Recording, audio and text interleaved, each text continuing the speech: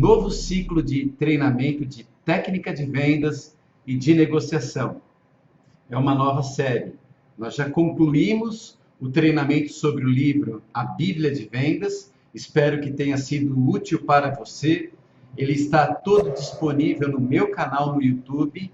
Basta você se inscrever, Silvio Toni. Mas agora nós vamos iniciar um novo ciclo de treinamento falando sobre técnicas de vendas.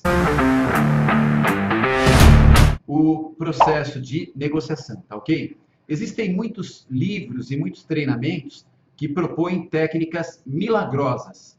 Parece que com aquela técnica a minha produção altera de um dia para o outro como num passe de mágica. Isso é muito improvável de acontecer, porque é lógico que eu preciso ter motivação, eu preciso ter disciplina, eu preciso conhecer o produto, eu preciso conhecer técnica de vendas, negociação. Existem uma série de variáveis que eu preciso dominar para atingir o sucesso. Agora, nesse treinamento, nós vamos falar sobre técnicas de vendas. Então, às vezes, nós imaginamos o seguinte, que o cliente ele é um ser estático. É uma técnica que eu vou usar sobre o cliente que vai funcionar. Pode reparar no seu trabalho do dia a dia, ela até funciona com alguns clientes, mas não funciona com todos os clientes. Por qual motivo? As pessoas, todos nós e também todos os clientes temos necessidades, valores e motivações diferentes. Necessidades, valores e motivações, elas estão relacionadas ao momento que nós chegamos na nossa vida, as nossas convicções pessoais e qual é o meio que nós entendemos que nós devemos tomar as nossas decisões. Maslow, ele dizia o seguinte, que as pessoas têm níveis de necessidades que vão crescendo e vão mudando com o tempo, às vezes até diminuindo. Então, nós temos aqui nesse desenho a hierarquia das necessidades, ou também é conhecido isso como pirâmide de Maslow. Você já ouviu falar sobre ela? Maslow dizia o seguinte, que existem necessidades básicas e necessidades sociais. E em alguma delas, durante um momento da nossa vida, nós vamos nos encontrar numa ou outra. A primeira necessidade básica está no conjunto das necessidades fisiológicas. Ah, você pensou em ir no banheiro. Ir no banheiro é uma necessidade fisiológica, assim como também comer é uma necessidade fisiológica, dormir é uma necessidade fisiológica. Nós não vamos considerar, para efeito de técnica de vendas, a reflexão sobre necessidades fisiológicas. Nós vamos iniciar nas questões de necessidade de segurança. Veja bem, nós vivemos num país onde uma grande parte da população vive com o dinheiro contado, e vive preocupado com as contas, vive preocupado com o acesso à saúde, com o acesso à educação. Uma grande parte da população vive com necessidades de segurança. E é natural que essas pessoas baseiem todas as suas decisões dentro desse contexto. Uma pessoa que está dentro desse conjunto de necessidades, necessidades básicas e de segurança, ela precisa tomar decisões baseadas em dados muito claros, muito seguros, precisa de muitas referências, precisa ter muita certeza, porque ela tem medo, ela vive um momento de insegurança. Então, quem está vivendo esta fase da vida, ela toma decisões baseadas em informações de segurança. Mais ou menos assim, olha, o seu salário é tal e você vai investir essa porcentagem do seu salário ou da renda da sua pequena empresa nesse item. É algo claro, porque ela tem tudo contado. E até vou dizer para você uma dica que certamente ela vai te ajudar a conversar melhor com esse cliente. Porque muitas vezes nós limitamos a questão da concorrência ao nosso produto. Por exemplo, eu trabalho com assistência médica. Quem que é o concorrente da Mil? A Sul América. Quem que é o concorrente da Casa do Corretor? A outra corretora. Mas a concorrência ela vai num nível maior. Porque se o cliente ele tem um único bolso, se ele tem um bolso limitado, o concorrente do plano de saúde muitas vezes pode ser um celular, pode ser o cigarro, pode ser uma cervejinha, pode ser. Porque se a pessoa tem uma renda limitada, ela não consegue fazer tudo o que ela quer. Então eu preciso ajudar o cliente a tomar decisões acertadas sobre o uso do dinheiro dele, porque se ele falar assim, olha, eu ganho pouco, mas eu tenho 2 celulares, eu assino a net, eu assino Netflix. Se ele vive dentro do momento de necessidades de segurança, eu preciso explicar para ele, olha, você tem tudo isso e você tem o direito a ter tudo isso como todo mundo. Porém, o dinheiro que é utilizado para tudo isso é mais do que o suficiente para você comprar uma assistência médica para sua família. Você mantendo todo esse conjunto de confortos, na hora que vier uma necessidade de verdade, como que você faz para cobrir o atendimento à sua família? Quando eu converso com a minha equipe de vendas sobre isso, eu sempre proponho um desafio. No nosso caso, planos de saúde. Eu falo assim, quando tiver uma madrugada fria, procure o hospital público durante a madrugada e você vai encontrar vários carros com o marido dentro do carro. O que acontece? Ele comprou um carro, afogou o orçamento dele com aquele carro, mal consegue manter o carro, e aí, naquela madrugada, o filho adoece. Mas apesar de tudo isso, tomou a decisão de comprar um carro. Foi uma decisão por impulso. Foi uma decisão que com o tempo vai se mostrando errada, mas foi a decisão tomada. A criança adoeceu, ele colocou R$ 20 de gasolina no carro, às vezes até emprestado do pai ou do sogro, e foi no hospital. Só que não tem dinheiro para pagar o estacionamento, nem do hospital e nem da rua. Ficou olhando o carro, porque o carro também não está no seguro. A esposa pegou o nenê e foi para a fila do serviço público, esperou ser atendida, esperou muito tempo para ser atendida, e nesse meio tempo a polícia chega com um bandido que foi baleado, ele está correndo risco de morrer, e quem tem esse caso grave é atendido na frente. Então aquela mulher, com o nenê passando mal, fica em segundo plano para o médico atender um bandido que corre até o risco depois de outros bandidos irem buscar ele. Imagine nesse contexto, então, uma conversa sobre a tomada de uma decisão. Será que você tomou uma decisão correta? Não seria melhor vender esse veículo e ter um plano de assistência médica? Então, quando nós encontramos um cliente que vive um momento da vida onde ele está dentro da hierarquia de necessidades, nas necessidades de segurança, nós precisamos fazer uma abordagem mais ampla no sentido do uso do dinheiro. Porque o assunto segurança é o que move ele no momento de lucidez. E muitas pessoas vão passar a vida inteira nessa fase da vida, porque muita gente não consegue mudar de situação social. Existe um grupo de pessoas que já conseguiu dar um passo a mais, melhoraram o seu estado de vida, já conseguem tomar decisões mais confortáveis. São as pessoas que têm necessidades sociais, necessidades de relacionamento.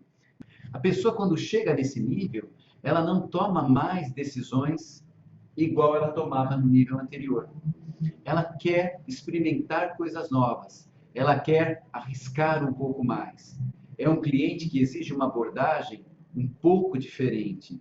Ele está começando a trabalhar a vaidade dele. As abordagens com esse cliente, elas são diferentes. Imagine só, por exemplo, você podendo, no caso do seu filho, ter o nenê na maternidade tal. Para quem está nesse nível social, essa abordagem é muito mais adequada do que você falar para ele assim, olha, e se a sua esposa engravidar, como é que você faz? você vai entrar em desespero, você vai entrar numa fila que muitas vezes vai fazer a sua mulher até demorar horas para ganhar o nenê. Ele vai falar para você assim, se você usar essa abordagem: olha, se eu precisar, eu pago o parto. Eu tenho 15 mil reais para pagar o parto.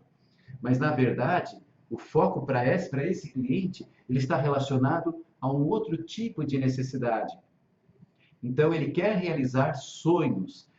Os assuntos da venda estão relacionados à construção de sonhos. Tá ok? Bom, existe um outro tipo de nível de clientes, que são os clientes que já realizaram sonhos, eles já compraram um carro, eles já compraram uma casa, eles já têm reserva financeira. E agora eles começam a se preocupar com reconhecimento, com estima. Ou seja, eu quero fazer um bem para a sociedade. Talvez eu pessoalmente esteja nesse nível, porque eu me preocupo em fazer o bem. Eu me preocupo muito com os outros. Eu não estou mais preocupado em trocar o carro. Esse tipo de coisa para mim não é mais importante. Aliás, o meu carro é até velho, tá? Poderia comprar um carro novo, mas para mim isso já não é mais importante para a minha vida. Agora, eu quero sim que você entre no meu YouTube, eu quero ver sim 1 milhão de seguidores. Isso para mim, nesse momento da minha vida, é importante. Se você encontra um cliente que está nesse momento da vida, que tipo de assunto que chama a atenção dele? Uma vez eu fui numa empresa, perguntei para o dono o que ele fazia para ser tão bem falado, porque eu via muita gente falando bem dele. Ele ficou todo orgulhoso. E aí ele começou a contar os benefícios que ele colocou na empresa, as ideias que ele teve, como que ele arrumou um problema que tinha, como que ele arrumou um outro, como que aquilo trouxe benefícios, ou seja, eu entrei na linha do cliente. E o cliente percebeu que eu estava em sintonia com ele, de forma que, utilizando essa abordagem, o conteúdo do plano de saúde, que era a venda que eu queria fazer, acontecia de uma maneira muito mais fácil, muito mais apropriada, porque eu consegui levar o meu produto dentro da abordagem que ele precisava. E temos também algumas poucas pessoas que estão naquela fase de autorrealização. Ele está num nível que pouca gente vai chegar durante a vida.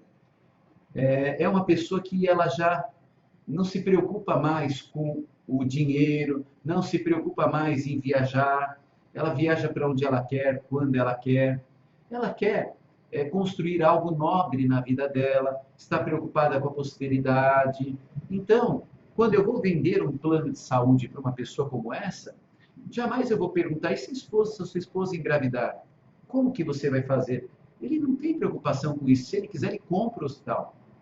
Ele tem muito dinheiro, ele tem muita condição.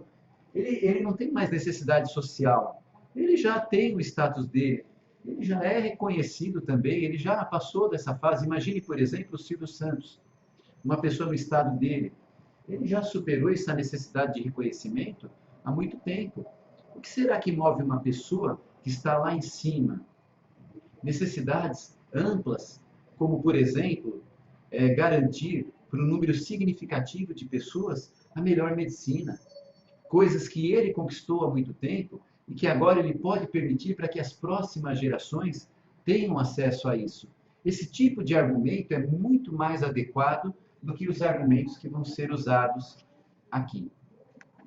Bom, nós estamos falando então de identificar os momentos onde o cliente ele se encontra e como nós devemos abordá-lo. Nós precisamos combinar as necessidades do cliente com as motivações e com os valores. O que são motivações e valores? Tá? E necessidades. Necessidades é o que eu falei aqui. Qual é o momento da vida que ele está. Agora, todo mundo que tem necessidades de segurança tem os mesmos valores? Todo mundo que tem necessidades de reconhecimento tem os mesmos valores? O que são valores? São princípios que regem as decisões, os comportamentos e o que é bom e o que é ruim para aquela pessoa. Por exemplo, algumas pessoas querem levar vantagem em tudo. É da pessoa. é uma questão individual. Seja no campo de segurança social, reconhecimento, ela quer levar vantagem. Para essas pessoas que querem levar vantagem em tudo, um desconto, um prêmio, um brinde, é necessário, uma esperteza é necessário. Tem pessoas que são muito quadradas, muito caxias. Eu acho que eu estou nesse grupo. Então, se você fala para ela assim, olha, eu vou te dar uma coisa que você não teria direito, mas eu vou conseguir para você, para mim já não soa bem. Eu entendo que eu estou pegando alguma coisa que não é minha. Se você me abordar com esse tipo de linha de raciocínio, a gente não vai entrar em sintonia. Qual que é a linha certa de raciocínio? Qual que é a linha certa de conduta? Não tem uma linha certa. Eu tenho a minha linha, você tem a sua, o cliente tem a dele, mas é muito importante que eu, como profissional de vendas, entenda quais são as necessidades e quais são os valores que movem aquele cliente.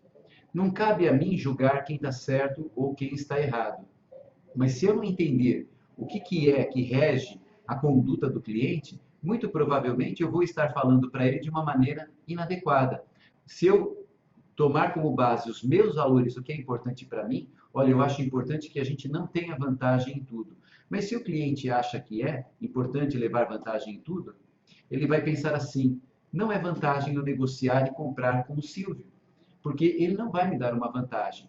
O contrário também. Se eu tenho um cliente que ele é Caxias quadrado, mais ou menos igual eu sou, e eu falo para ele de uma coisa diferenciada, olha, eu vou te dar um desconto. Eu vou perguntar, esse desconto vai sair de onde? Não, eu vou tirar da minha comissão. Eu vou falar, mas eu não quero que você tire o seu salário para eu comprar o produto. Se eu não puder pagar o produto, eu não compro. O corretor que falar uma coisa dessas para mim vai ouvir essa resposta. Outros clientes vão gostar. Então, qual que é o certo? O certo é que nós entendamos qual é a necessidade do cliente, quais são os valores do cliente, e a partir daí nós vamos ter uma coisa chamada motivações. O que vai motivar o cliente a tomar uma decisão? É a combinação das necessidades com os valores. E isso vai gerar as motivações. Ou seja, se eu sou um corretor que consigo perceber qual é o estilo desse cliente, como que ele toma decisões, e se eu proponho um fechamento para ele, todo um diálogo para ele, baseado naquilo que é importante, ele vai comprar. Espero que essa dica possa te ajudar. Um abraço, um grande dia de venda, sucesso!